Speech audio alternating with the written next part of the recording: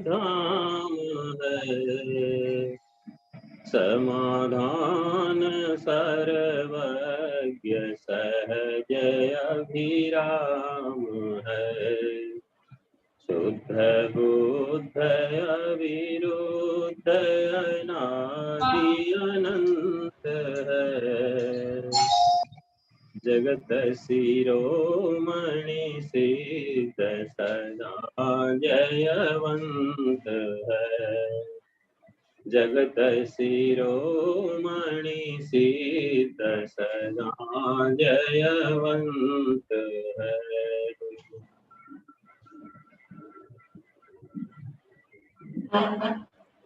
अनंत सिद्ध भगवंतों के चरणों में कोटि कोटि वंदन, अरिहंत भगवंतों के चरणों में कोटि कोटि वंदन, आचार्य भगवन, उपाध्याय भगवन, संत भगवंतों के श्री चरणों में कोटि कोटि वंदन। उपस्थित भाइयों और बहनों, विगत कक्षाओं के माध्यम से जैन दर्शन के प्रमुख सिद्धांत कर्मवाद को कर्म ग्रंथ के माध्यम से समझने का हम प्रयास कर रहे हैं। तीसरा कर्म ग्रंथ उदय स्वामित्व।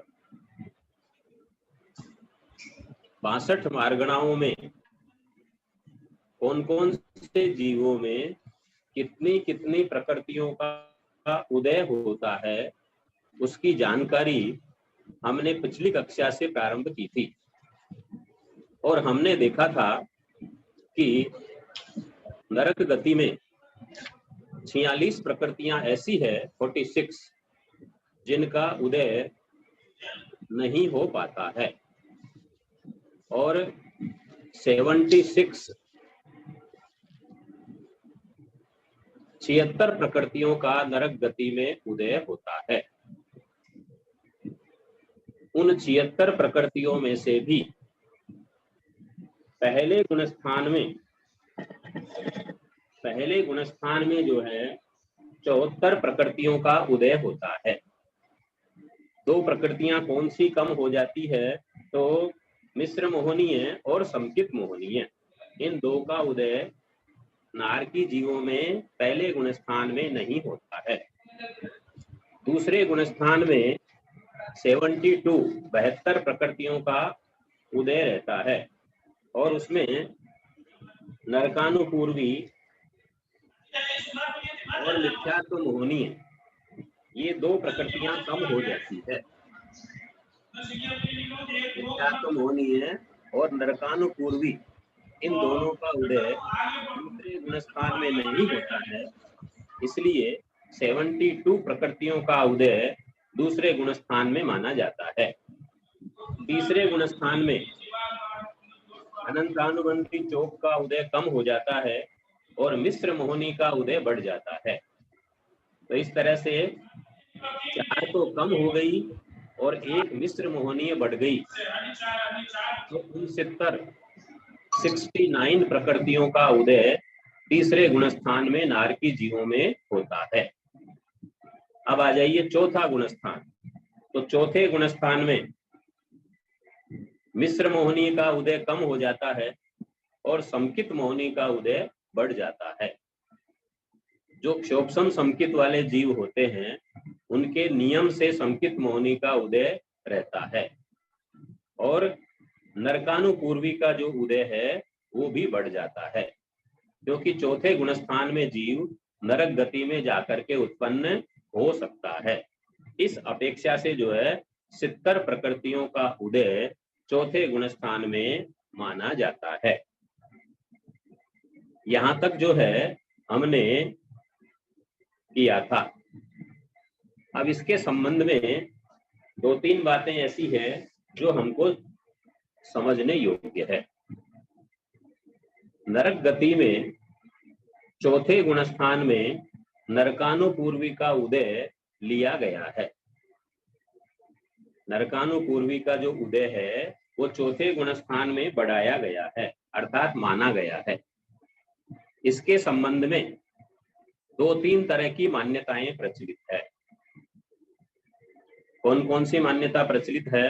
तो देखिए, चौथे गुण स्थान में कोई भी मनुष्य अथवा त्रियंच क्षोभसम संकित वाला है अथवा क्षायिक संकित वाला है, तो वह चौथे गुण स्थान में रहते हुए नरक गति में जा सकता है अथवा नहीं। तो जिन्होंने ये माना है कि जा सकता है, तो नरकानुपूर्वी का उदय लिया गया है, और जिन्होंने नहीं माना है तो नरकानुपूर्वी का उदय नहीं लेते हैं। दोनों तरह की बातें कर्म ग्रंथ के विवेचन से प्राप्त होती है।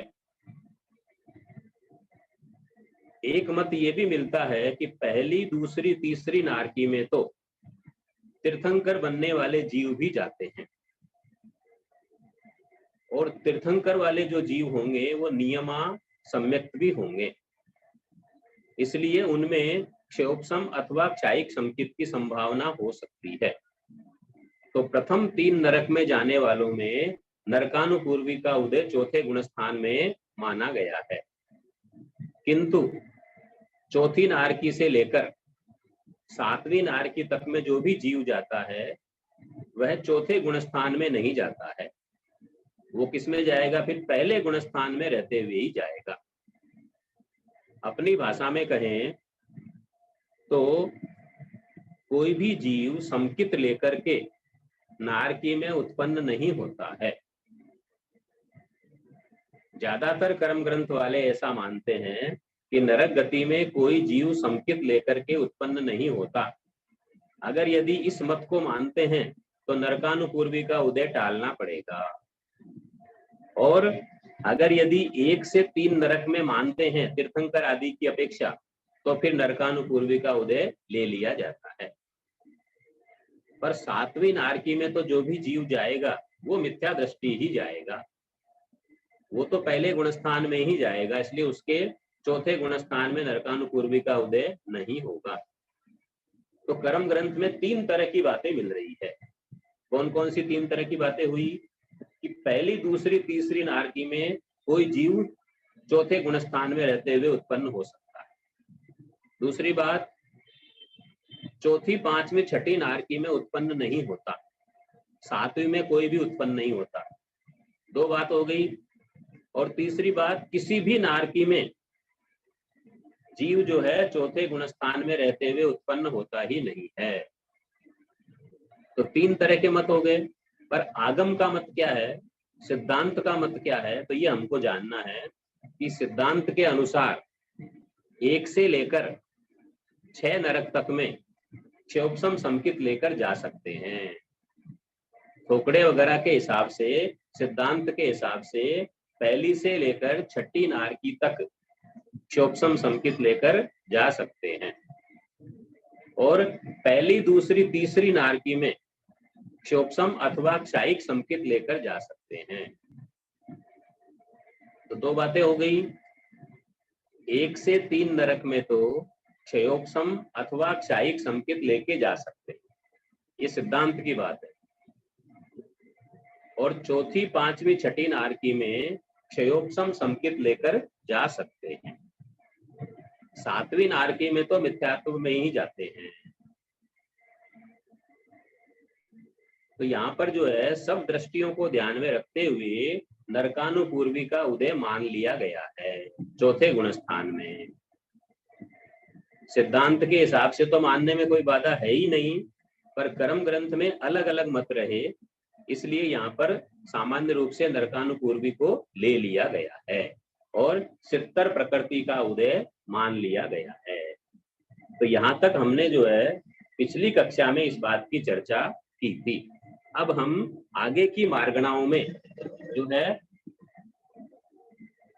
उदय स्वामित्व की चर्चा करने जा रहे हैं। तो अब देखिए, आगे की मार्गणाओं में जो है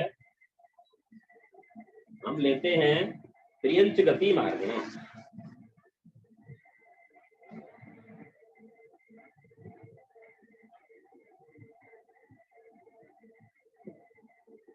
त्रियंच गति।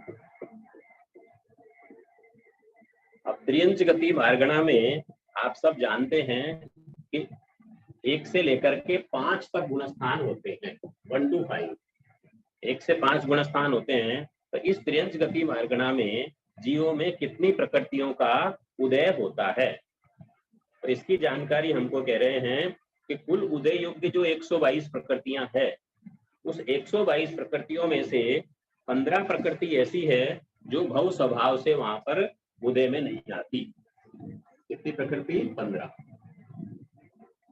कौन कौन सी 15 प्रकृति है जो त्रियंच गति में उदय में नहीं आती है? तो वेक्री अष्टक, 8 प्रकृतियां तो ये हो गई। वेक्री अष्टक का नाम कई बार आ चुका है, इसलिए आपको ध्यान ही है। आहारक द्वीप,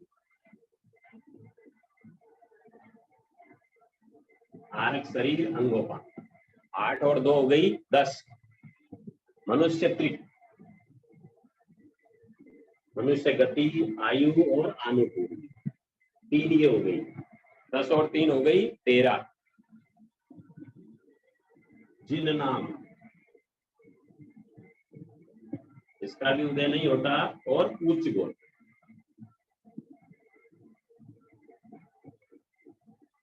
ये 15 प्रकृतियां हो गई। इन 15 प्रकृतियों का उदय त्रियंच गति में भव स्वभाव से किसी भी जीव के होता ही नहीं है।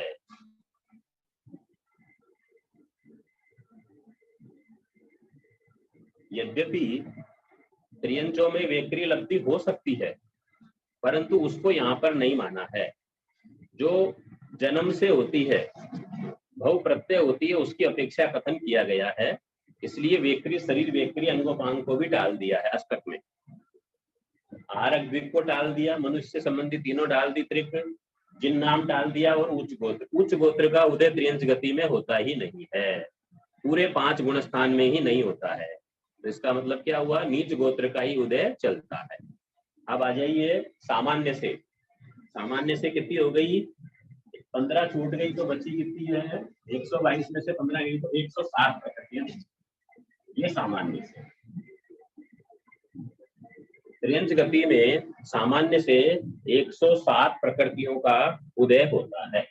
अब इसमें पहले गुणस्थान में कितनी का होगा? तो 105 प्रकृति का उदय होगा। 2 प्रकृति कौन सी कम हो जाएगी? समकित मोहनी, मिश्र मोहनी। समकित मोह और मिश्र मोह, ये 2 कम हो गए, क्योंकि ये पहले गुणस्थान में उदय योग्य प्रकृति नहीं है। फिर आ जाइए दूसरे गुणस्थान में। तो दूसरे गुणस्थान में जो है 100 प्रकृतियां उदय में रहती है, अर्थात 5 प्रकृतियां कम हो जाती है। कौन कौन सी 5 कम हो गई? तो सूक्ष्म त्रिक, 3 तो याद है। सूक्ष्म, साधारण, अपर्याप्त, 3 तो ये हो गई। सूक्ष्म त्रिक, आतप और मिथ्यात्व मोहनी। आतप और मिथ्यात्व मोहनी, ये 5 प्रकृतियां माइनस हो जाएगी तो बचेगी कितनी? 100 बच जाएगी, -5। तो दूसरे गुणस्थान में कितनी प्रकृतियां उदय में रहेगी? 100 प्रकृतियां उदय में रहती है। त्रियंच गति की बात चल रही है। अब आ जाइए तीसरे गुणस्थान में। तीसरे गुणस्थान में 91 प्रकृतियों का उदय रहता है। अब इसमें कौन कौन सी चलेगी? देखो, अनंतानुबंधी चौक गया एक तो, ये सब में जाता ही है। तीसरे गुणस्थान में अनंतानुबंधी चौक, 4 प्रकृतियां तो ये कम होती ही है। फिर जाति चौक, एकेंद्रीय, वेंद्रीय, द्विंद्रीय, चौरेंद्रीय, ये 4 ये कम हो गई, 8 हो गई। 4 4 8। स्थावर, स्थावर नाम और त्रियंचानुपूर्वी, त्रियंचानुपूर्वी, क्योंकि तीसरे गुणस्थान में जीव मरण को प्राप्त होगा ही नहीं। तो कितनी हो गई? 4 4 8 और 10। 10 तो हो गई कम, और 1 बढ़ गई। कौन सी? मिश्र मोहनी बढ़ गई।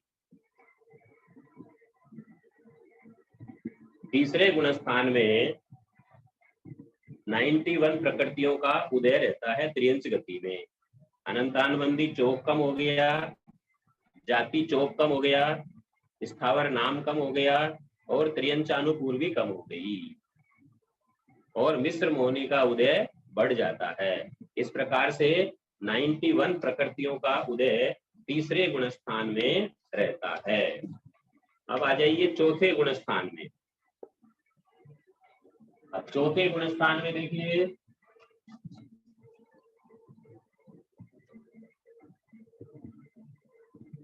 चौथे गुणस्थान में कितनी प्रकृति का उदय रहेगा? तो 92 प्रकृतियों का उदय रहेगा। इसमें क्या होगा? मिश्र मोहनी तो कम हो जाएगी, तो वो तीसरे में उदय होती है, तो मिश्र मोह तो हो गई माइनस, और 2 बढ़ जाएगी प्लस। 2 कौन सी बढ़ेगी? सम्यक तो मोहनी और त्रियंचानुपूर्वी। एक तो संकित मोह बढ़ गई और त्रियंचानुपूर्वी बढ़ गई। तो चौथे गुण स्थान में जीव काल कर सकता है, इसलिए त्रियंचानुपूर्वी का उदय हो सकता है। तो 2 बढ़ गई, 1 कम हो गई, तो 92 प्रकृतियों का उदय चौथे गुण स्थान में रहता है। अब आ जाइए पांचवें गुण स्थान। पांचवें गुण स्थान में क्या होगा?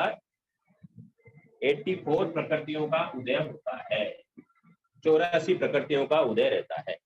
तो अब इसमें कितनी प्रकृतियां कम हो गई? देखिए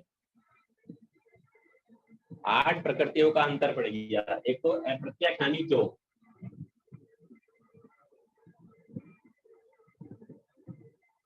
चार तो ये कम हो गई। अप्रत्याख्यानी चौक ये 4 कम हो गई। इसके बाद में दुर्भग, अनादेय, अयस्ती, दुर्भग, अनादेय और अयस। दुर्भग, अनादेय, अयस कीर्ति हो गया, 3 ये कम हो गई, और त्रियंचानुपूर्वी कम हो गई। त्रियंचानुपूर्वी, तो इस तरह से 4 और 4 8 कम हो गई 92 में से। तो बच गई कितनी? 92 प्रकृतियों का जो है 84 प्रकृतियों का उदय रहता है।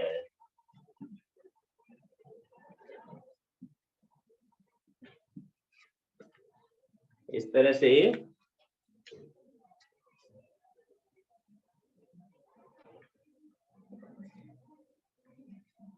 त्रियंच गति में पांचवें गुणस्थान में 84 प्रकृतियां उदय में रहती है।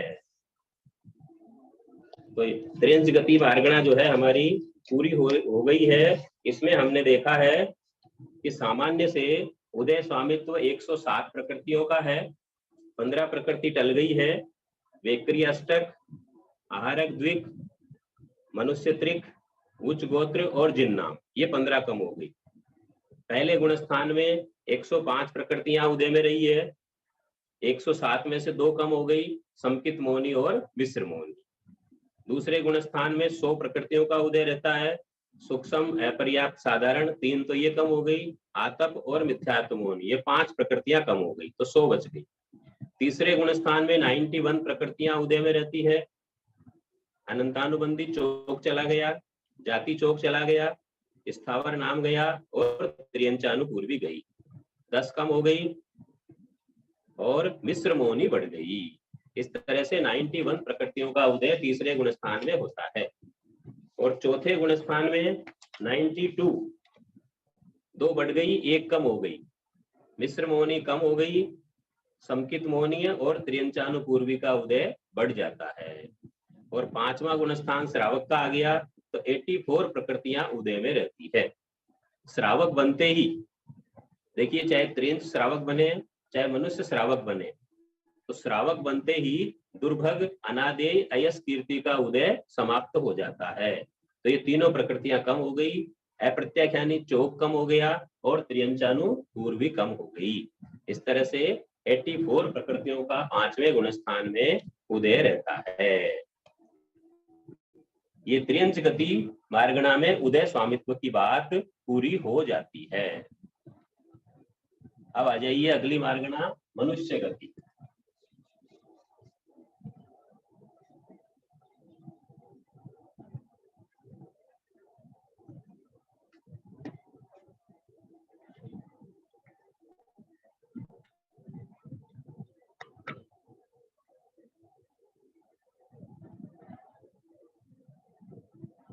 मनुष्य गति मार्गणा। मनुष्य गति मार्गणा में सब तरह के जो है कर्म भूमि अकर्म भूमि सारे मनुष्य शामिल है। तो कर्म भूमि मनुष्य शामिल होने के कारण से गुणस्थान कितने आ जाएंगे, 1 से लेकर 14 तक आ जाएंगे। सारे गुणस्थान जो है इसमें आ जाएंगे। अब इसमें कुछ फर्क पड़ेगा। क्या फर्क पड़ेगा कि दूसरे कर्म ग्रंथ के उदय स्वामित्व में तो सामान्य से जो है उदय योग्य प्रकृतियां 122 ली गई थी। अब यहाँ पर सामान्य से उदय योग्य जो प्रकृतियां है वो 102 लेंगे, अर्थात 20 प्रकृतियां जो है उसका कम हो जाएगी। सामान्य से कितनी लेंगे, 102। 122 में से 20 प्रकृति कम करेंगे जो मनुष्य गति में उदय आने योग्य नहीं है। अब कौन कौन सी प्रकृतियां ऐसी है जो उदय आने योग्य नहीं है, तो 20 प्रकृतियां देखिए कौन कौन सी नहीं है। तो सबसे पहले देवत्रिक, गति आयु अनुकूली, ये जो है मनुष्य गति में उदय में नहीं आती है। फिर नरक त्रिक, नरक संबंधी भी नहीं आएगी। त्रियंच त्रिक, त्रियंच वाली भी मनुष्य में नहीं आएगी। तो देखिए 3 तो त्रिक ही हो गए, 3 या 9 प्रकृतियां तो यही हो गई। फिर वेक्रिय द्विक, वेक्रिय शरीर अंगोपांग, क्योंकि भव प्रत्यय नहीं है मनुष्य में वेक्रिय शरीर, इसलिए इसको भी टाल दिया गया है। फिर जाति चौक, एकेंद्रीय वेंद्रीय तेंद्रीय चौरेंद्रीय है, ये जाति चौक का भी उदय मनुष्य गति में नहीं होता है। फिर इसके अलावा आतप उद्योग, आतप उद्योग ये त्रिंच प्रायोगिक प्रकृतियां हैं, इसलिए इनका भी उदय नहीं होता है। फिर इसके बाद में स्थावर नाम, स्थावर सूक्ष्म साधारण, ये त्रिंच प्रायोगिक प्रकृतियां तीनों, इसलिए इनका भी उदय मनुष्य गति में नहीं होता है। कितनी हो गई, 3 3 6 3 9 11 4 15 16 17 18 19 और 20, ये 20 प्रकृतियां हो गई। ये 20 प्रकृतियां ऐसी है, इनका उदय भाव स्वभाव से मनुष्य गति के जीवों में नहीं हो पाता है। तो कितनी बच गई, 102 प्रकृतियां बच गई है। अब यहाँ पर एक मतांतर दिया हुआ है कि अगर यदि मनुष्यों में वेक्रिय लब्धि का प्रयोग होता है, उसको अगर स्वीकार करते हैं तो वेक्रिय द्विक बढ़ जाएगा। तो उसमें क्या होगा, वेक्रिय द्विक और उद्योग 3 बढ़ जाएगी। कौन सी 3 बढ़ेगी, वेक्रिय द्विक, वेक्रिय शरीर अंगोपांग, 2 तो ये हो गई, और एक उद्योग, 3 प्रकृति और प्लस हो जाती है। तो 2 विकल्प हो गए, 102 ओब्लिक 105। सामान्य रूप से तो 102 प्रकृतियां उदय में मानी है मनुष्य गति में, पर अगर यदि वेक्रिय लब्धि का प्रयोग मानते हैं तो वेक्रिय के साथ में उद्योग का नाम का भी उदय हो सकता है। तो ये 3 प्रकृति और बढ़ती है, तो 105 का सामान्य से उदय माना जाता है। पर ये विकल्प से माना है, ज्यादातर में जो है कितना लिया है, 102 प्रकृति का ही उदय माना गया है। तो ये हमको याद रखना है कि मनुष्य गति में कितनी प्रकृतियां उदय योग्य मानी गई है। 102 प्रकृति को मान करके हम यहाँ पर कथन कर रहे हैं। 3 प्रकृति तो विकल्प से ली गई है। अब देखिए आगे, पहले गुणस्थान में मनुष्य गति में आ जाइए।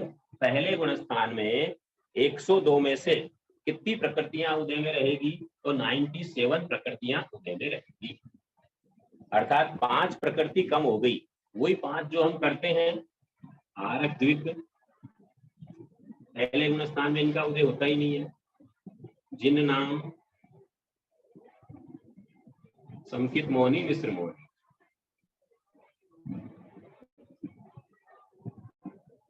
संकित मोह और मिश्र, ये 5 कम हो जाएगी। इन 5 को छोड़ देंगे तो पहले गुणस्थान में कितनी बचेगी? 97 प्रकृतियों का उदय मनुष्य गति के जीवों में हो सकता है। अब आ जाइए आप दूसरे गुणस्थान में। दूसरे गुणस्थान में क्या होगा? 91 प्रकृतियों का उदय रहता है। कितने का रहेगा? 91। अब 91 में क्या होगा? नहीं सॉरी 95। दूसरे गुणस्थान में कितनी रहेगी? 95 प्रकृति का उदय रहेगा। 95 में से 2 प्रकृति कौन सी कम हो जाएगी ऊपर वाले में से? तो एक तो हो गई अपर्याप्त नाम, एक तो अपर्याप्त नाम कम हो गई, और एक जो है मिथ्यात्व मोहिनी कम हो गई। 2 प्रकृतियां कम हो गई, ये 2 कम हो।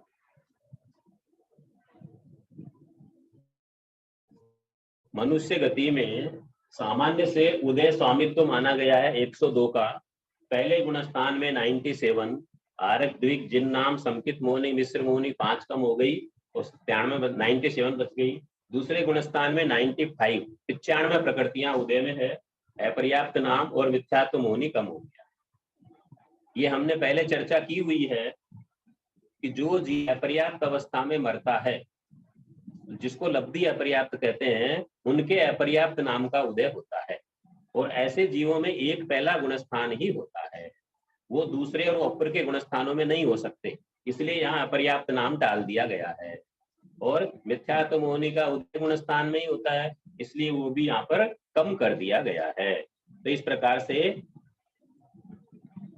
दूसरे गुणस्थान में 95 प्रकृति का उदय रहता है। अब आगे देखिए तीसरा गुणस्थान।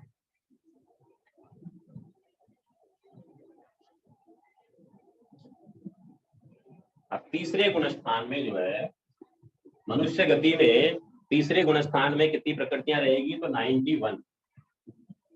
95 थी, उसमें से क्या हो गया? 5 कम हो जाएगी और 1 बढ़ जाएगी। अनंतानुबंधी चोक, इसका कम हो गया।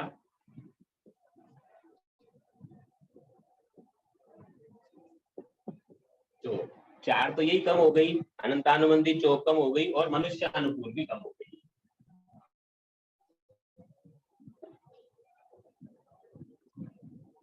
मनुष्यानुकूल भी कम, ये 5 कम हो गई, क्योंकि तीसरे गुणस्थान को प्राप्त होता ही नहीं है। आप कहेंगे बाकी अनुपूर्वी कहाँ गई? तो बाकी अनुपूर्वी जो वेक्री अष्टक में टल गई, दोनों अनुपूर्वी तो, और त्रिंचानुपूर्वी पहले टल गई थी, है ना? इस कारण से त्रिंच त्रिक में वो टल गई। अब इसमें क्या हो गया? 5 तो कम हो गई और 1 प्लस हो जाएगी मिश्र मोहनी। मिश्र मोहनी प्लस हो गई, तो 95 में से 5 कम हो गई और 1 जुड़ गई, तो 91 प्रकृति होता है तीसरे गुणस्थान में। आ गया ध्यान में? अब आ जाइए चौथा गुणस्थान। मनुष्य गति में चौथे गुणस्थान में जो है 92 प्रकृति का उदय रहता है। इसका मतलब क्या? तो बढ़ जाएगी समकित मोह है, समकित मोह और मनुष्यानुकूल,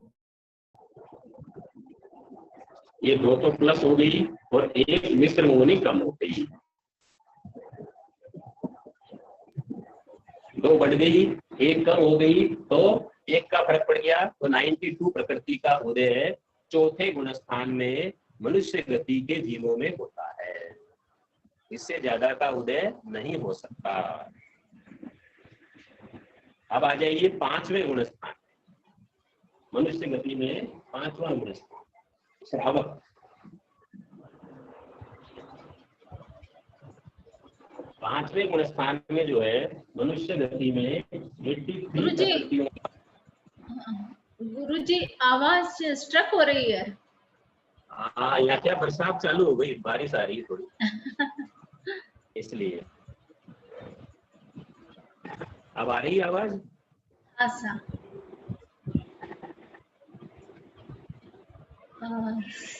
नेटवर्क वीक है आपका। बरसात शुरू हो गई इसलिए थोड़ी दिक्कत आ रही है। हाँ हाँ हाँ, बोर्ड भी क्लियर नहीं दिख रहा है सर। बोर्ड पे क्लियर नहीं दिख रहा।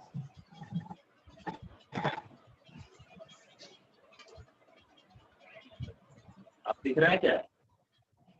मतलब अक्षर सब ब्लर हो रहे हैं। हाँ वो नहीं, नेट, लाइट जाते ही नेट का फर्क पड़ जाता है ना, इसलिए। हाँ हाँ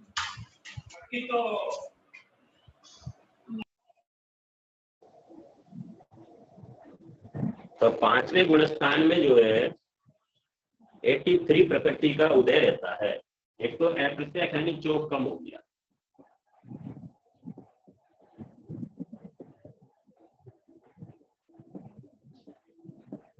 पांचवें गुणस्थान में दूसरा चौक छूट गया। इसके अलावा जो है मनुष्यानुपूर्वी ये कम हो गई।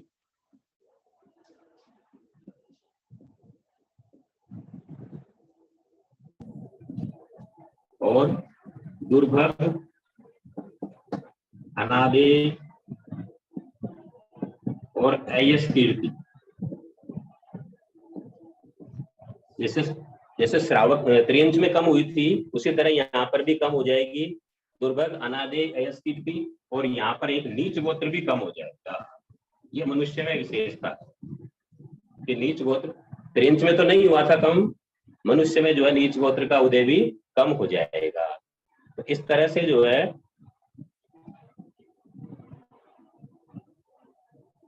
कितनी प्रकृतियां हो गई देखो, 4, 5, 6, 7, 8 और 9, ये 9 प्रकृतियां माइनस हो गई। तो 83 प्रकृतियों का उदय रहता है। किसमें? मनुष्य में 83 प्रकृति का उदय रहता है।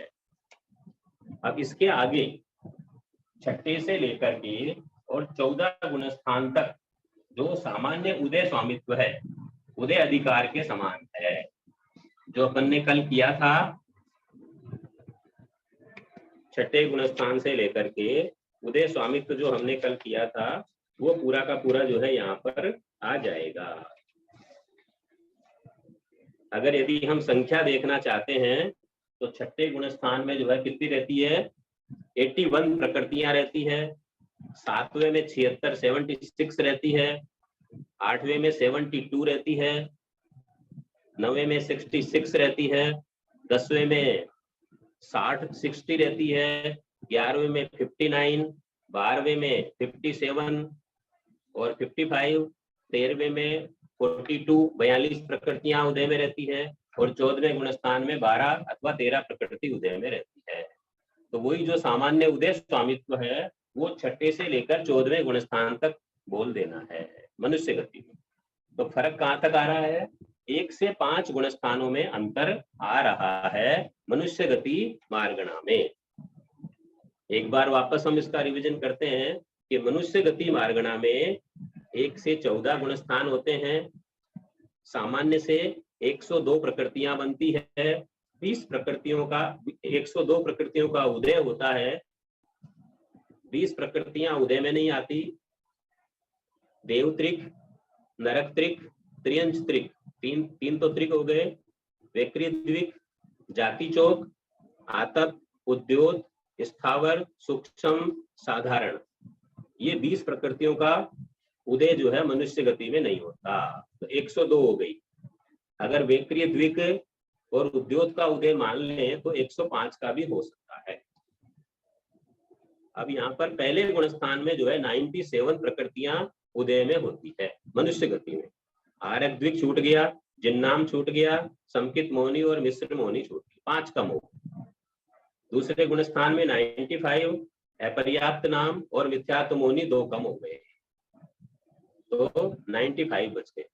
तीसरे गुणस्थान में 91 प्रकृतियां उदय में रहती, अनंतानुबंधी चौक कम हो गया, मनुष्यानुपूर्वी कम हो गई, 5 कम हो गई, और मिश्र मोहनी बढ़ गई। चौथे गुणस्थान में 92 प्रकृतियां उदय में रहती है। मिश्र मोहनी और समकित मोहनी और मनुष्यानुपूर्वी 2 वापस बढ़ जाएगी, तो 2 बढ़ गई, 1 कम हो गई, 1 का डिफरेंस आ गया, तो 92 का उदय रहता है। पांचवें गुण स्थान में 83 प्रकृतियों का उदय रहता है। अप्रत्याख्यानी चौक कम हो गया, मनुष्यानुपूर्वी कम हो गई, दुर्भग, अनादेय, अयस्कीर्ति कम हो गया क्योंकि श्रावक बन गया, इसलिए तीनों का उदय ये भी कम हो जाएगा, और नीच गोत्र का उदय भी कम हो जाता है। इस तरह से 9 प्रकृतियां कम हो गई, तो कुल मिलाकर के 83 प्रकृति का उदय मनुष्य गति में श्रावक के होता है। छठे से लेकर 14वें गुण स्थान तक जो उदय स्वामित्व है हमारा दूसरे कर्म ग्रंथ का, उसके अनुसार वो पूरा विवरण यहाँ पर समझ लेना चाहिए। इस तरह से मनुष्य गति मार्गणा का उदय स्वामित्व जो है हमने पूरा देखने का प्रयास किया है। अब इसके आगे देखिए देवगति मार्गणा, अगली मार्गणा आ रही है देवगति।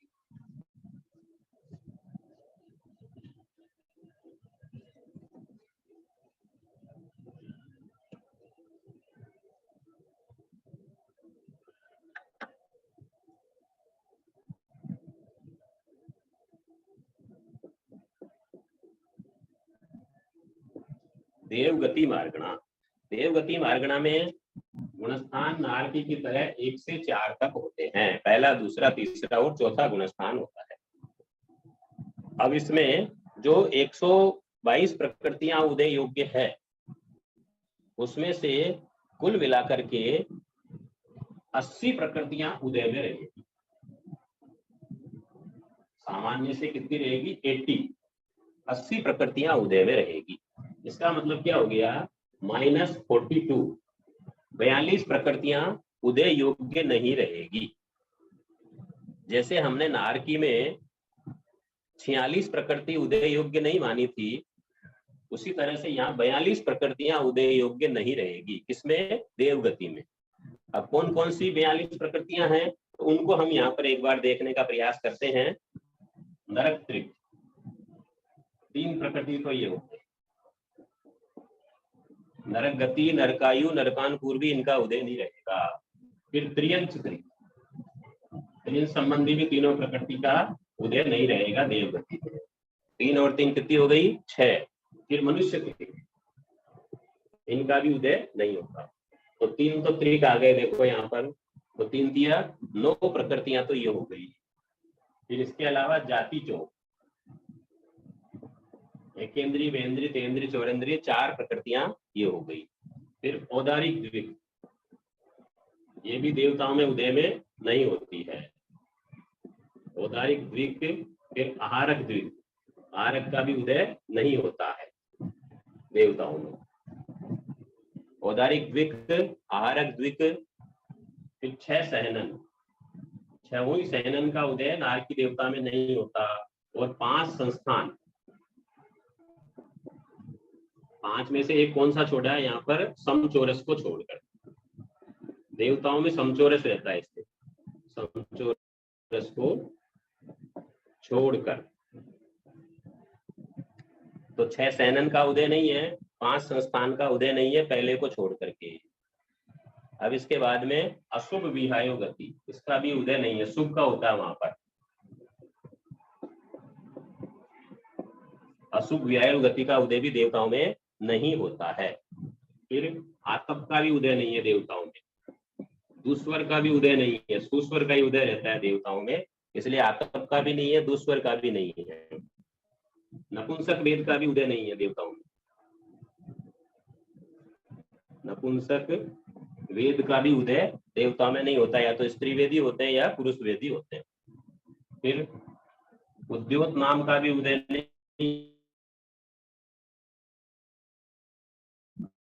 नहीं है, क्योंकि तीर्थंकर तो केवल ज्ञान होने के बाद में होते हैं, इसलिए। स्थावर चोक, पर्याप्त और साधारण, इसको स्थावर चोक कहते हैं। इनका भी उदय जो है देवताओं में नहीं होता है। इसके अलावा नीच गोत्र का भी उदय नहीं, देवताओं में उच्च गोत्र का ही उदय होता है। नारकी में नीच गोत्र का उदय था, देवताओं में उच्च गोत्र का उदय रहेगा, तो नीच गोत्र टल गया है। और स्त्यानर्दी त्रिक, स्त्यानर्दी त्रिक, तीन निद्राएं। स्त्यानर्दी में कौन कौन सी आती है? निद्रा निद्रा, प्रचला प्रचला और स्त्यानर्दी। इन तीन प्रकृतियों का भी उदय नहीं होता है, अर्थात दो ही निद्रा हो सकती है वहां, निद्रा और प्रचला, 5 में से। तो इस तरह कुल मिलाकर के ये 42 प्रकृतियां ऐसी है जो भव स्वभाव से देवगति के जीवों में उदय में नहीं होती है। इनके अलावा जो बची हुई प्रकृतियां वो कितनी रहेगी? 80 प्रकृतियां रहेगी जो देवगति में उदय योग्य मानी जाती है सामान्य से।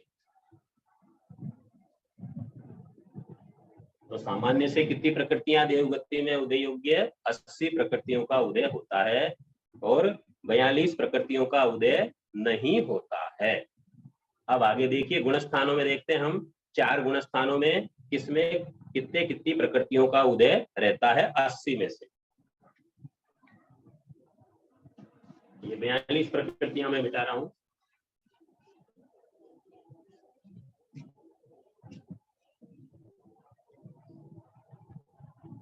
अब आ जाइए पहले गुणस्थान पे।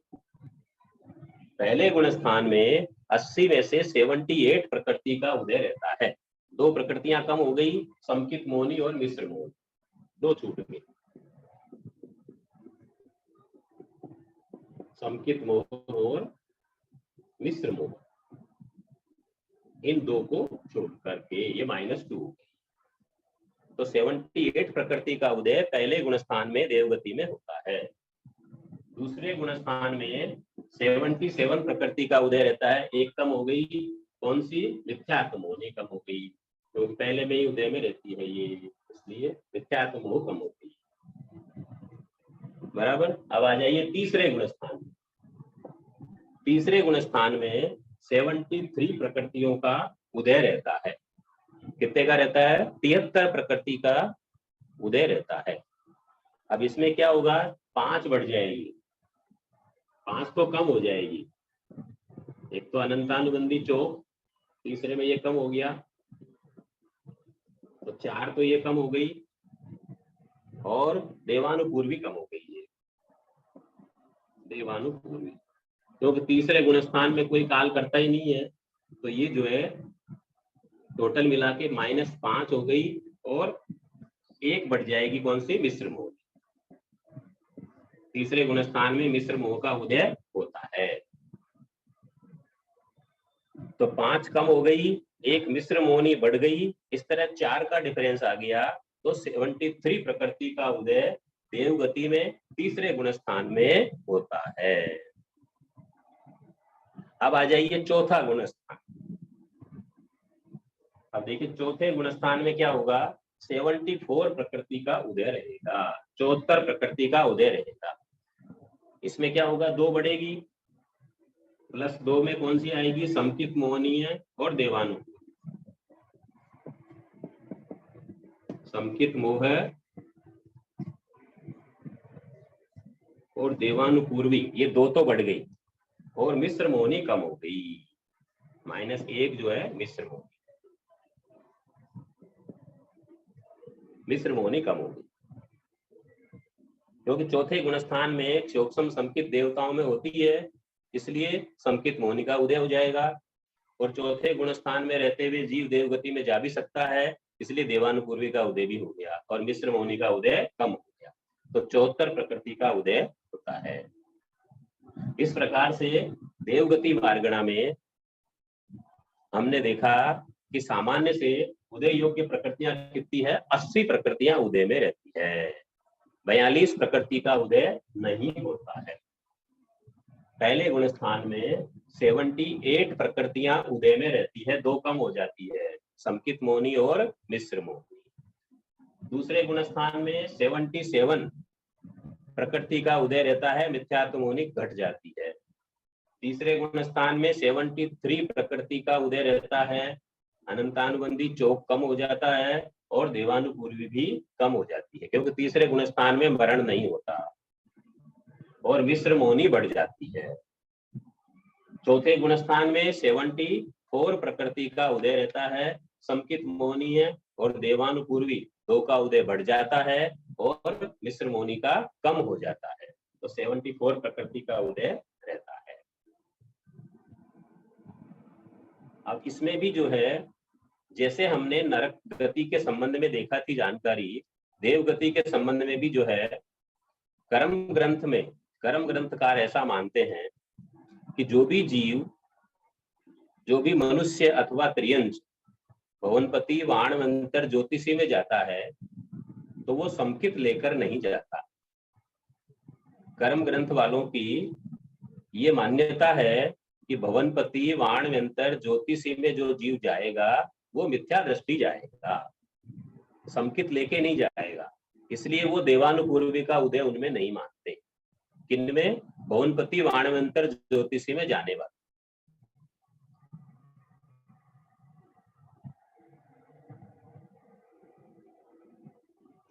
किंतु वैमानिक में जाने वालों में मानते हैं। वैमानिक जो देवता है उसमें सम्यक दृष्टि भी जा सकते हैं और मिथ्या दृष्टि भी जा सकते हैं।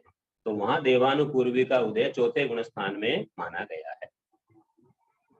तो जो हमने देवानुपूर्वी का उदय लिया है चौथे गुण स्थान में, वो किसकी अपेक्षा समझना है? वैमानिक देवता की अपेक्षा समझना है, क्योंकि कर्म ग्रंथ वाले भवनपति वाणवंतर में ज्योतिषी में नहीं मानते, वो पहले गुण स्थान में ही भेजते हैं।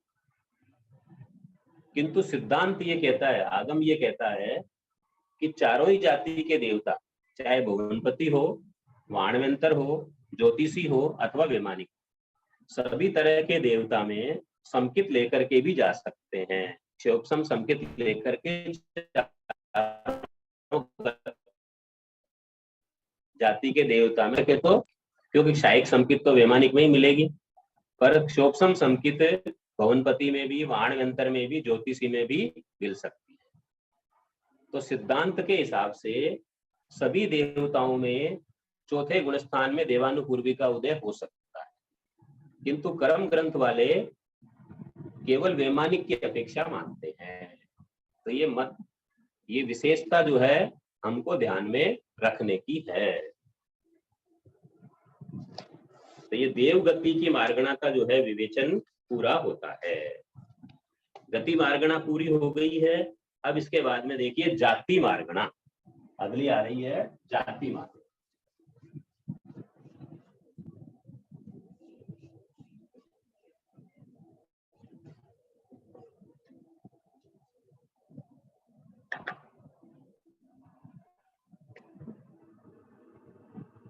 जाति, अब जाति मार्गणा में भी आ रहा है सबसे पहले एकेंद्रीय जाति। पहले किसको ले रहे हैं? एकेंद्रीय जाति मार्गणा की बात हम कर रहे हैं। तो एकेंद्रीय जाति मार्गणा में यहाँ पर भी देखिए सामान्य से जो है कितनी प्रकृतियां उदय में रहेगी, तो यहाँ पर भी संख्या वो की वही आ रही है, कितनी? 80।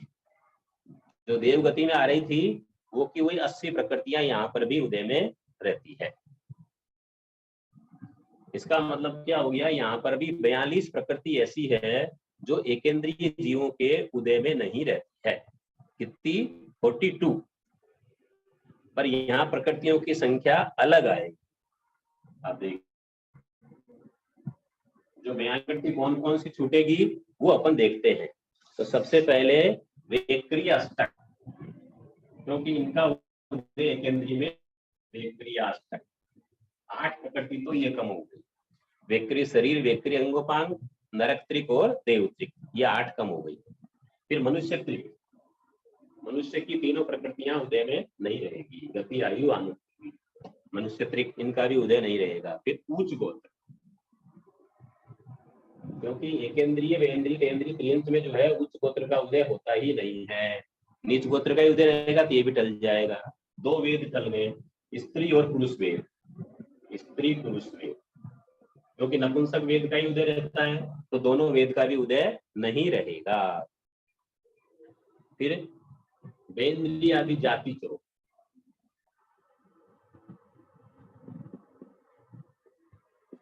वेंद्रीय आदि जाति चो, वेंद्रीय, तेंद्रीय, चौरेंद्रीय, पंचेंद्रीय का उदय नहीं रहेगा।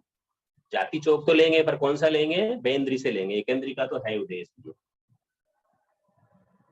फिर आहारक द्विक, औदारिक द्विक, इनका उदय नहीं होता। आहारक द्विक का उदय नहीं होता है। और औदारिक अंगोपांग का उदय नहीं है। शरीर का तो है औदारिक अंगोपांग,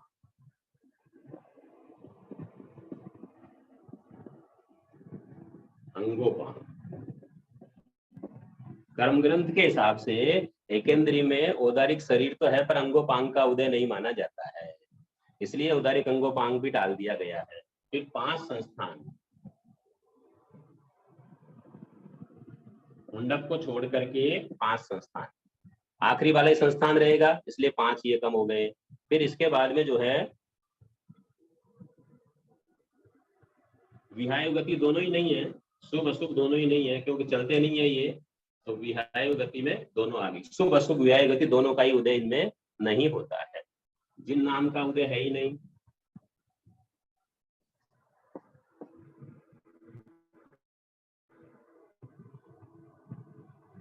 और त्रस नाम का उदय नहीं है, 6 सैनन का भी उदय नहीं है, सैनन एक भी उदय नहीं माने जाते हैं नाग एकेंद्रीय जीवों में। संस्थान तो एक मानते हैं पर सैनन एक भी नहीं मानते, इसलिए 6 सैनन का भी उदय नहीं है। सुस्वर दूस्वर का भी उदय नहीं है, बोलते नहीं है इसलिए सुस्वर दूस्वर दोनों का ही उदय नहीं है, ये भी टल जाते हैं। सुभग का उदय नहीं है, आधेय का भी उदय नहीं है, क्योंकि ये अशुभ प्रकृति का उदय रहता है, इसलिए यश कीर्ति का तो हो सकता है। समकित मोहनी मिश्र मोहनी का उदय नहीं, समकित मोह और मिश्र मोह, मिश्र मोह।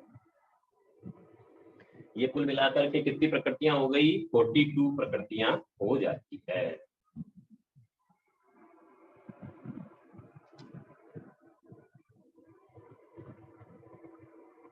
तो एकेंद्रीय जाति मार्गणा में 42 प्रकृति ऐसी है जिनका भव स्वभाव से उदय नहीं होता है।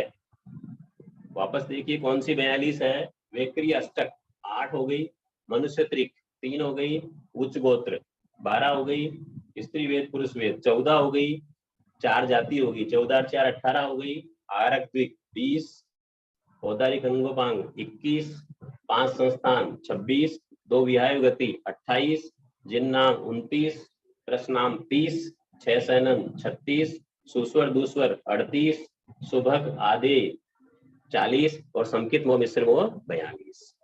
इस तरह 42 प्रकृति का उदय एकेंद्रीय जाति मार्गणा में नहीं होता है।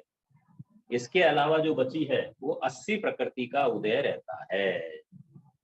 सामान्य से 80 प्रकृतियां एकेंद्रीय में उदय योग्य मानी गई है।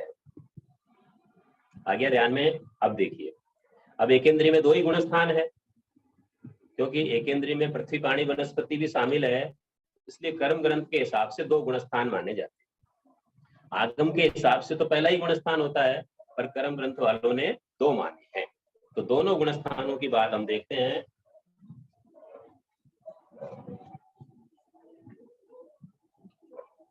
सामान्य से 80 प्रकृतियां उदय में हो गई। अब देखिए पहले गुणस्थान में कितनी रहेगी? ये 80 प्रकृतियां ही उदय में रहेगी। जो हमने 42 टाली थी वो की वही पूरी की पूरी टली हुई रहेगी, 80 के 80 का उदय रहेगा। अब आ जाइए दूसरे गुणस्थान। तो दूसरे गुणस्थान में क्या होगा? 13 प्रकृति कम हो जाए तो कितनी बचेगी? 67 प्रकृति का उदय रहेगा दूसरे गुणस्थान में। तो 13 प्रकृति माइनस हो गई। कौन कौन सी 13 प्रकृति का उदय नहीं रहता है? तो वो देखिए, सूक्ष्म त्रिक, सूक्ष्म अपर्याप्त साधारण, इनका उदय नहीं रहता। तो सूक्ष्म त्रिक 3 तो ये कम हो गई, दूसरे गुणस्थान में इनका उदय नहीं है, पहले गुणस्थान में ही रहता है। फिर आतप उद्योग, इनका भी पहले में ही रहता है, आतप उद्योग, इनका भी उदय पहले गुणस्थान में ही हो सकता है, उसके आगे नहीं होता है। फिर पराघात उच्छ्वास, पराघात उच्छ्वास, श्वासोश्वास भी कहते हैं जिसको, और उच्छ्वास भी कहते हैं। फिर मिथ्यात्व मोहनी, इसका भी उदय पहले में ही है, ये भी टल गई, मिथ्यात्व भी टल गया है। और निद्रा पंचक, 5 निद्रा भी टल जाती है। मतलब पांचों तरह की निद्रा का उदय दूसरे गुणस्थान में नहीं हो सकता। पहले गुणस्थान में तो हो सकता है, दूसरे में नहीं होता। तो कुल मिला के कितनी हो गई ये? 13 प्रकृतियां हो गई। 3, 4, 5, 6, 7, 8 और 5 13। अब इसमें एक बात है कि कई जगह जो है निद्रा पंचक को नहीं टाला है।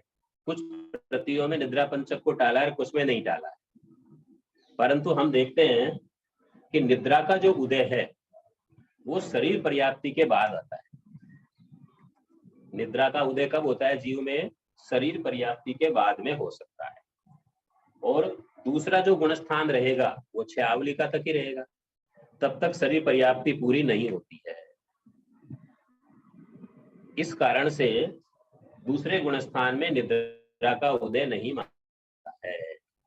तो यहाँ पर इसलिए छठे कर्म ग्रंथ के हिसाब से निद्रा पंचक का उदय टाल दिया गया है और यहाँ पर भी नहीं माना गया है। शरीर पर्याप्ति पूरी होने के बाद निद्रा का उदय होता है, उसके पहले उदय नहीं माना गया। इसलिए 5 प्रकृति यहाँ पर माइनस की गई है। और आतप उद्योग तो पर्याप्त अवस्था में ही होता है।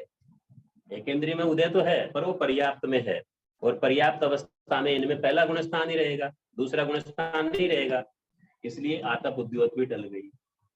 पराघात उच्छ्वास भी कब होगा? ये भी शरीर पर्याप्ति के बाद में उदय में आती है, जबकि दूसरा गुणस्थान तो बहुत कम देर रहता है, छयावलिका ही रहता है, और छयावलिका में शरीर पर्याप्ति पूरी नहीं होती। इस कारण से इनका भी उदय तो दूसरे में होता है। इसे कुल मिलाकर के 13 प्रकृतियां ऐसी है: सूक्ष्म त्रिक, आतप नाम, उद्योत नाम, पराघात नाम, उच्छ्वास नाम, मिथ्यात्व मोहिनी और निद्रा पंचक। इन 13 प्रकृति का उदय एकेंद्रीय जीवों में दूसरे गुणस्थान में नहीं होता है। तो कुल मिलाकर 67 प्रकृति का उदय रहता है। इस प्रकार से आज हमने जो है गति मार्गणा पूरी की है, और जाति मार्गणा में एकेंद्रीय जाति में सामान्य से 80 प्रकृतियां उदय में रहती है। उसमें पहले गुणस्थान में वही 80 प्रकृतियां उदय में रहती है, और दूसरे गुणस्थान में 13 कम हो जाती है, तो 67 प्रकृतियों का उदय रहता है। समय चूंकि हो चुका है, इसलिए आगे की जो मार्गणाएं हैं उसकी जानकारी हम अगली कक्षाओं में करने का प्रयास करेंगे। धन्यवाद। जय जिनेंद्र।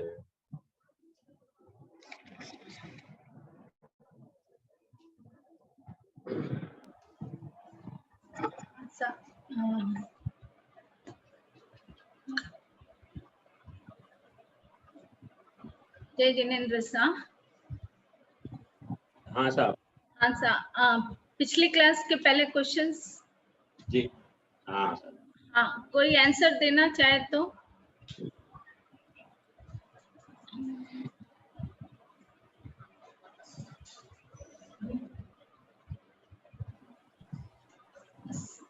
अभिलाषा जी, हीरावत।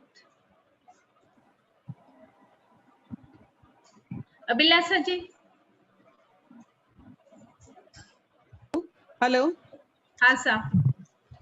हाँ मैं देती हूँ। जय जिनेंद्र सर। हाँ सर। जय जिनेंद्र सर, शुरू करें। हाँ सर। पहला क्वेश्चन है, मिश्र मोहनीय समकित मोहनीय की सत्ता कब प्रारंभ होती है? हाँ सर। सब मिथ्यात्व मोहनीय के त्रिपुंज, हाँ मिथ्यात्व मोहनीय के त्रिपुंज कर लेने से ये दोनों प्रकृतियां सत्ता में आ जाती हैं और तब इनका उदय होता है। मिश्र मोहनीय की सत्ता तीसरे गुणस्थान में और समकित मोहनीय की सत्ता चौथे से 7वें गुणस्थान तक होती है। नहीं, ये तो आपने आधा तो सही बताया जी कि भाई मिश्र मोहनी समकित मोहनी की सत्ता कब शुरू होगी। त्रिपुंज कर लेने पे। शुरू तो ये बात सही है कि जब जीव समकित प्राप्त करेगा जी, जब 3 करण करेगा और अंतर करण में जो उसकी सत्ता आ जाएगी जी सत्ता आना बिल्कुल सही है। अब ये हाँ, कब तक रहती है? हाँ तो रहने वाली बात में थोड़ी सी, खैर वो आपको बताई भी नहीं थी इसलिए। जी नहीं, आपने पूछी भी नहीं सर, ये तो मैंने ऐसे ही हाँ लगा दिया। हाँ, वो आपने एक्स्ट्रा बताई थी इसलिए। जी जी तो आप फरमाएं। मिश्र, हाँ, वैसे मिश्र मोहनी संकित मोहनी की जो सत्ता है वो जी उपसम श्रेणी वाले में तो 11वें गुण स्थान तक रहती है। सही, उपसम श्रेणी वाले में तो कहाँ तक ओके, रहेगी? 11वें गुण स्थान तक। और जो हाँ हाँ, क्षायिक संकेत वाले होंगे, सपक श्रेणी वाले होंगे, उनमें 7वें गुण स्थान तक रहती ओके है। Okay sir. नेक्स्ट क्वेश्चन है, दुर्भग अनादेय अयश का उदय कितने गुण स्थान तक रहता है? जी दुर्भग अनादेय अयश का उदय पहले से चौथे गुण स्थान तक रहेगा। बिल्कुल बिल्कुल सही है। इसका मतलब ये हो गया कि भाई तीसरा, व्रती हाँ बनते ही, व्रत लेते ही, जी अणुव्रत जी महाव्रत लेते ही दुर्भग अनादेय अयस कीर्ति का उदय समाप्त हो जाता है। तो ओके ये विरति की महिमा है। जी जी। तीसरा है, नारकी जीवों में किन किन निद्राओं का उदय नहीं होता है? जी नारकी जीवों में स्त्यान हृदय त्रिक का उदय नहीं होता है, 3 बिल्कुल, निद्राओं का उदय। 3 का उदय नहीं होता, 2 का ही रहेगा। निद्रा और प्रचला का उदय हो सकता है, प्रचला का, 2 जी का उदय नहीं, 3 का नहीं होता। बिल्कुल सही है। स्त्यानर्दी त्रिक, निद्रा निद्रा, जी, प्रचला प्रचला और स्त्यानर्दी। और स्त्यान हृदय त्रिक, जी। देखो नारकी में भी इन तीनों का उदय नहीं है, देवता में भी इन हाँ तीनों का उदय नहीं है, हाँ और युगलिक में भी इन तीनों का उदय नहीं होता। सर, ये इसमें गोमट कर्म कांड में भी सामान्य से पहले गुण में, मतलब इनमें जो बताया ना एकेंद्रीय जाति, इसमें भी स्त्यानर्दी त्रिक का ही हटाया, मतलब वो कह रहा है उदय उसमें रहित बताया, प्रकृति का 2 का बताया। हाँ बिल्कुल बिल्कुल, वो अलग से दे रखा है दिगंबर मत में, पर श्वेतांबर मत में जो है हाँ 5 का ही माना है। ओके दिगंबर मत में बराबर 3 का भी डाला है, पर जी श्वेतांबर मत में माना है 5 में से किसी का भी हो सकता है केंद्रीय में, इसलिए अपन ने ओके 5 को ही डाल अपन दिया। ने 5, ठीक है सर, ठीक है। हाँ चौथा है, नरक अनुपूर्वी में का उदय चौथे गुण स्थान में नरक गति में क्यों माना गया है? वो आपने स्वयं ने जवाब इसका इतना सुंदर दिया ही है सर, पहले शुरुआत इसी से हुई है। हाँ बिल्कुल बिल्कुल बिल्कुल। जी हाँ, मैंने तो यही लिखा है कि कोई जीव मिथ्यात्व में नरक आयु बांधकर फिर समकित प्राप्त करे और समकित में काल करे तो चौथे गुण स्थान में नरक अनुपूर्वी का उदय हो सकता है। बाटा बहता जीव नरक अनुपूर्वी के उदय से ही नरक में आता है, और बाटे बहते जीव में चौथा गुण स्थान हो सकता है। बिल्कुल बिल्कुल सही है। जी। 5वां आगम है, के हिसाब से तो, हाँ आगम हाँ के हिसाब से तो कोई बाधा है ही नहीं। जी कर्म ग्रंथ में अलग अलग मत मिल रहे हैं विवेचन में। हाँ, वो आपने तो बताई थी एक, सर। हाँ हाँ 1 से 3 नरक में तीर्थंकर आदि जाता है, इसलिए मान लेते हैं। बाकी में कोई जी मानते हैं, कोई नहीं मानते हैं, इसलिए। ओके, ये जो मैंने बोला ये आगम के अनुसार व्याख्या है जो। हाँ बिल्कुल बिल्कुल। Okay sir. 5वां है, उपघात नाम और पराघात नाम का उदय नरक गति में क्यों माना जाता है? सर जी ये आपने बताया नहीं था, मैंने अंदाजे से ही निकाला है हाँ कि हाँ उपघात नाम जो है उसका उदय जीव के शरीर में अंग उपांग उपयोगी कार्य में सहायक न होकर जीव को क्लेश उत्पन्न करने वाले बन जाते हैं। नारकी में भी क्लेश उत्पादक बनने के कारण उपघात नामकरण का उदय, जैसे रोग बैक्टीरिया आदि बॉडी में उत्पन्न होना या इम्यूनिटी पावर कम होना, ये हर एक के बॉडी में होता ही है। बिल्कुल। तो इस तरह अपन लेंगे इस, उपघात नामकरण का उदय। हाँ कह सकते अपन तो, ये तो मैंने वैसे अलग से दे दिया था प्रश्न।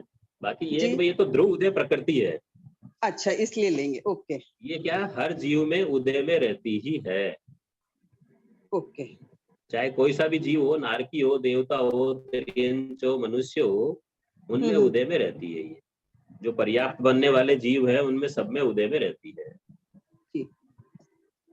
लेकिन बहुत अच्छा अच्छा। पराघात तो अपन उसको नहीं मान रहे सर, पराघात तो ध्रुव उदय में नहीं है, पराघात। पराघात चूंकि पर्याप्त प्रायोग्य में ही होती है, जो अपर्याप्तम मरने वाले जीव होते हैं ना उसमें नहीं जी होती है हाँ, पराघात। तो ऐसा लिखा मैंने, इस नामकरण के उदय से जीव, उपघात तो सब में रहती है, हाँ उदय जो उपघात तो ध्रुव उदय पर्याप्त होते बनने वाले जीव होते हैं जी। उनमें ही रहती है, इसलिए उसको ध्रुव उदय में नहीं लिया पराघात को, ओके सर, उपघात को लिया है। पर ये भी मतलब पर्याप्तों के लिए ध्रुव उदय है, सब में आएगा ही आएगा ये भी पराघात। बिल्कुल, ओके जो भी पर्याप्त होते हैं उनमें सब में उदय होता है। Okay sir. तो इसको ये भी ले सकते हैं कि जैसे इसको बोलते हैं ना सर कि ये अजय, इसके प्रभाव से ही जीव अजय दिखता है विरोधियों की दृष्टि में और सब में, मतलब पराभूत करता है। तो ये नारकियों में भी पराभूत इस मतलब आपस में करते हैं ये एक दूसरे को, ऐसा कहें ये एक अपेक्षा से कि जैसे एक जीव हाँ दूसरे जीव हाँ को पराभूत करने के उदय में भी करते ही आता हैं, है। करते ही हैं। हाँ, कम ताकत वाले को ज्यादा ताकत वाले करते ही हाँ, हैं प्रभु। हाँ। तो बिल्कुल। ये अभी आपने बताया उससे पहले मैंने यही अंदाजा लगा के लिखा था कि ये शायद ऐसा एक दूसरे को पराभूत करते होंगे, इसलिए इनको हाँ बिल्कुल, लेते वो भी है, वो भी सही है। बाकी तो जो भी पर्याप्त नाम वाले हैं सब में है ये, जी जी जी जी। आज के सब तो हो गए जीवों में सर होता 5। ही है उसका। ठीक है सर। सर क्वेश्चंस भी दे दीजिए, फिर डाउट्स अपन डाउट का ले लेंगे सर। ठीक है, ठीक है।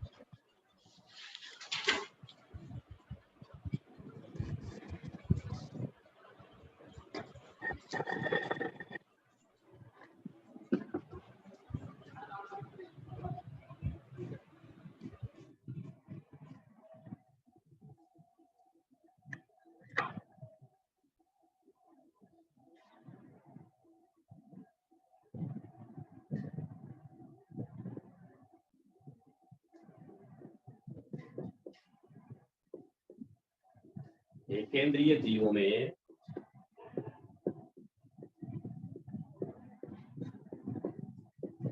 दूसरे गुणस्थान में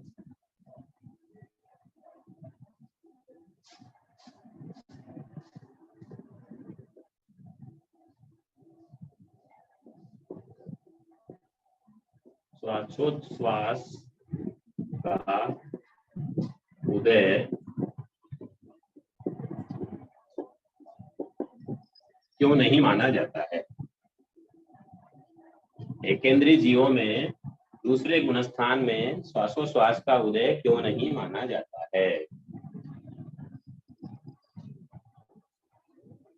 ये पहला प्रश्न हो गया। दूसरा,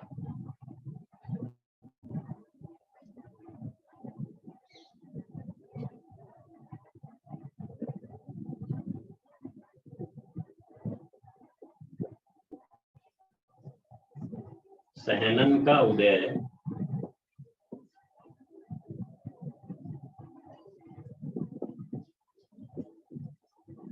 एकेंद्रीय में होता है अथवा नहीं?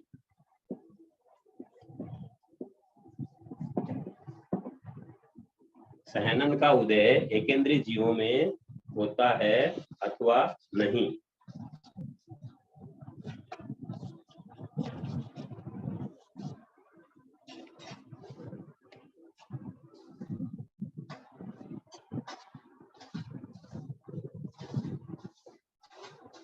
वेव गति में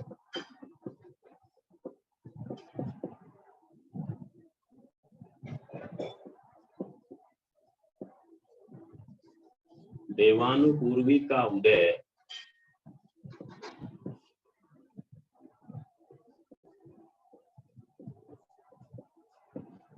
चौथे गुणस्थान में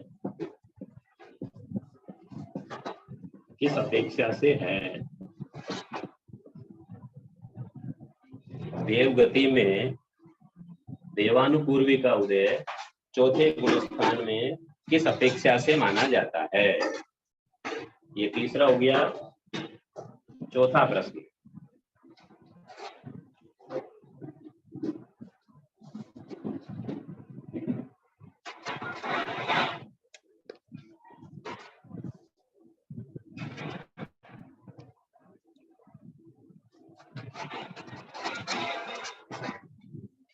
त्रियंच गति में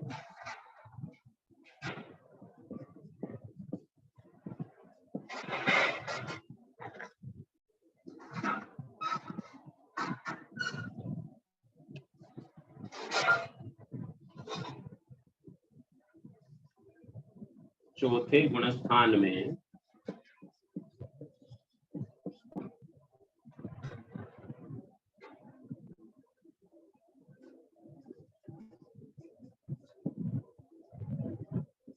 किन किन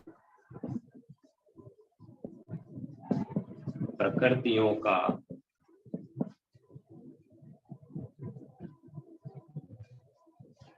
उदय डालते हैं।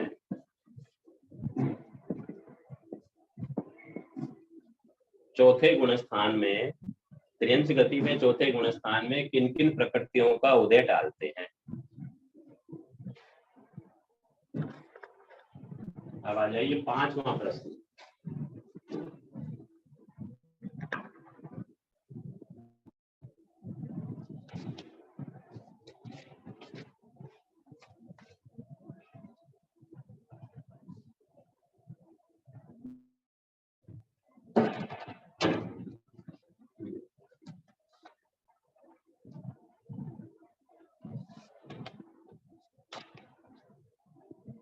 मनुष्य गति में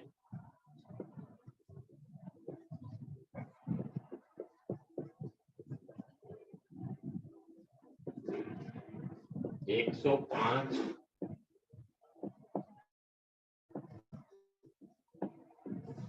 प्रकृतियों का उदय किस अपेक्षा से माना है?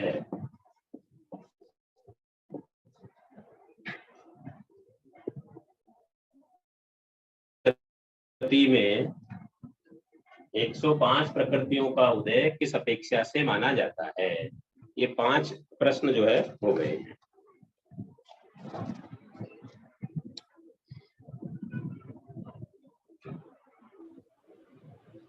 हाँ सर, अभी इसको भी जिज्ञासा हो। संगीता हाँ जी सर। दोषी।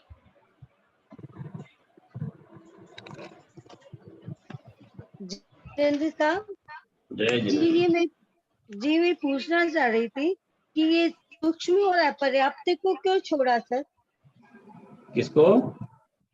एक सेकंड। ये जो जाति मार्गणा के अंदर दूसरे गुणस्थान के अंदर सूक्ष्म और अपर्याप्त को भी छोड़ा है ना? हाँ, तो उसको क्यों छोड़ा? साधारण आता पद्यों तो भाई ये शरीर पर्याप्त के कारण छोड़ा है, हाँ। तो सूक्ष्म और अपर्याप्त को क्यों छोड़ा सर? ऐसे छोड़ा है कि सूक्ष्म जीवों में पहला गुणस्थान ही होता है, मिथ्यात्व ही होता है, दूसरा नहीं होता। और अपर्याप्तता में मरने वाले जो जीव है वो भी पहले गुणस्थान में ही होते हैं, दूसरे वाले नहीं होते वो। ठीक है, बहुत बहुत धन्यवाद सर, बहुत बहुत कृपा हुई आप। हाँ सर, सपना जी जैन।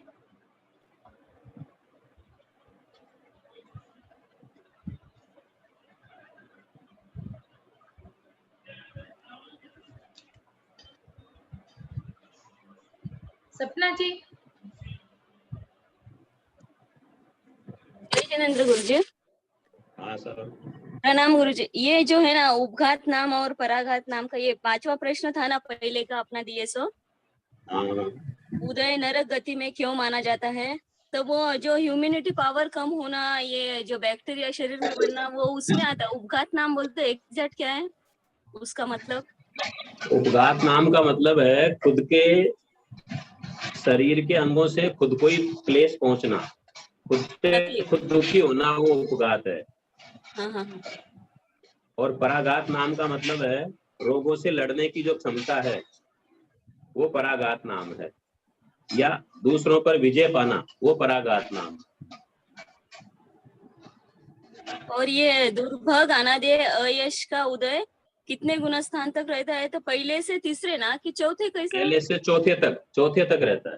तो चौथा क्यों लिया ऐसा? जब तक व्रत नहीं लेंगे, हाँ। व्रत महाव्रत नहीं लेंगे तब तक रहता है, श्रावक बनने के बाद नहीं रहता। अच्छा अच्छा अच्छा, ठीक है, धन्यवाद सर। जी हाँ, हाँ। प्रतिभा जी। हाँ, प्रणाम जय जिनेंद्र सर। हाँ साहब, जय।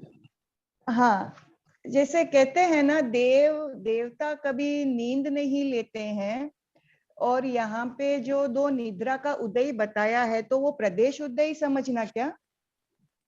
नहीं, विपाक उदय, प्रदेश उदय की चर्चा नहीं है यहाँ पर, विपाक अच्छा। उदय की चर्चा है। नींद का मतलब ये है कि ऐसा जैसे अपन लेट करके आंखें बंद करके सोते हैं, उस तरह की निद्रा नहीं लेते देवता। पर निद्रा और प्रचला जो मंद निद्रा है, उनका उदय उनके आता है, और वो जैसे कोई नाटक देख रहे हैं, राग रंग कर रहे हैं, तो उसी में निद्रा का उदय आके चला जाता है, सुस्ती आ जाती है, हल्की सी, हल्का सा जो आलस्य आता है, प्रमाद आता है, वो निद्रा का उदय माना जाता है, निद्रा प्रचला। अच्छा, तो ओके विपाक उदय की अपेक्षा ही है। ओके सर, ओके, धन्यवाद। और एक जैसे अभी आपने उपघात नाम कर्म का ध्रुवोदय कहा, ये एक्चुअली ध्रुवोदय में तो नहीं लिया है प्रकृति, उपघात नाम कर्म। नहीं, ध्रुव बंदनी है, लेकिन ध्रुव उदय नहीं है, यहाँ पे उदय की बात है। हाँ, पर उपघात और पराघात दोनों प्रकृतियां ऐसी है जिनके भी शरीर बनता है ना, सबके उदय में आती ही है। हाँ, वो मतलब जैसे वो बराबर है, जैसे शरीर हो गया तो उपघात का उदय हो जाएगा, और पराघात आके पर्याप्त होने के बाद पराघात तो निश्चित से उदय आएगा, ऐसा समझना ना। पर्याप्त होने के बाद नहीं, शरीर पर्याप्ति पूरी होने के बाद में उदय चालू हो जाता है पराघात का, शरीर बनने के बाद। तो ऐसे देखा जाए तो फिर शरीर जैसे अपर्याप्त जीव है तो उसका भी तो शरीर तो बनता ही है, लेकिन उसको तो पराघात नाम कर्म का उदय नहीं है। हाँ, जो पर्याप्त बनने वाला है उसके उदय में आएगा। हाँ, अच्छा। और जो अपर्याप्त में मर जाएगा उसके नहीं आएगा। हाँ, तो यानी वो जैसे शरीर पर्याप्ति पूर्ण कर ली, लेकिन वो लब्धि पर्याप्त है, तो वो अपर्याप्त में भी उसका पराघात का उदय आएगा, ऐसा समझना। बिल्कुल आएगा। अच्छा, ओके सर, ओके, धन्यवाद, बहुत बहुत कृपा कराए। कमलेशा बरडिया।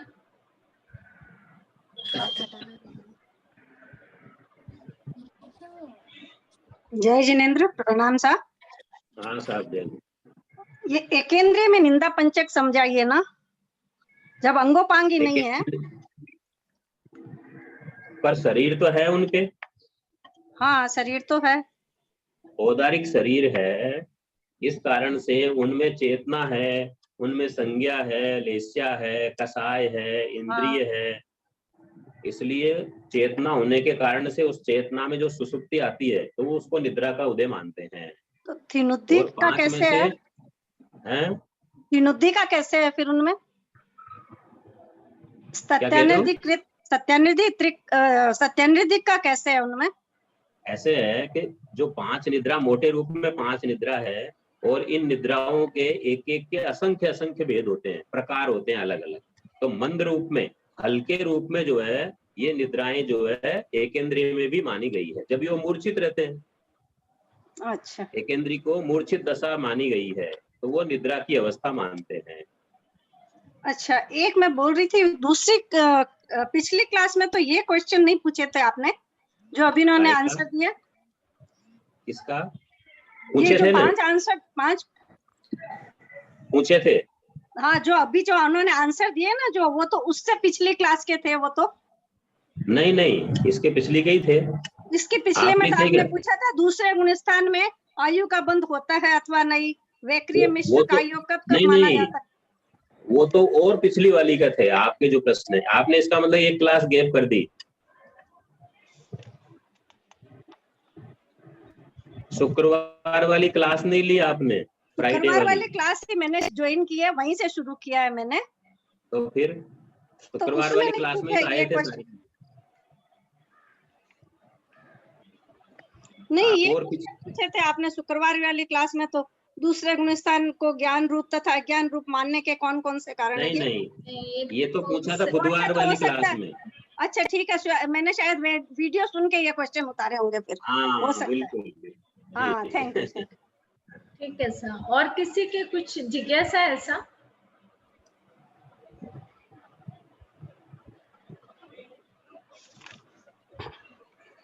अच्छा, एक आपने, हेलो। हाँ सर।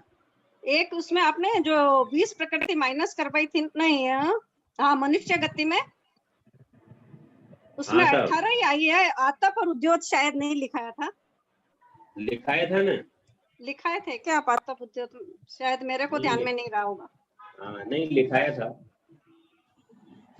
जोड़ देना, नहीं तो आपने हाँ, नहीं लिखा तो लिख लेना। ठीक है सर। जी ठीक है सर। सबके लिखाई, ओके, सबके डाउट्स क्लियर हो गए सर? जी। और किसी को कुछ डाउट है तो सर अपन वापस नेक्स्ट क्लास आके वेडनेसडे 3 ठीक। बजे सर। जी सर। ठीक है सर। और एक अनाउंसमेंट भी थोड़ी सी करनी थी कि मंडे से शाम को 8:15 बजे जैन रत्न हितैषी श्राविका मंडल चेन्नई की तरफ से 47 बोल की बंदी का थोपड़ा भी चलेगा, जो धर्मेंद्र सर लेंगे। तो वो सबको नॉलेज में रहे, और जो भी लिंक भेजेंगे तो आगे से आगे थोड़ा भेज देना, ताकि ज्यादा से ज्यादा जुड़ सके और ज्यादा से ज्यादा लाभ ले सके सर।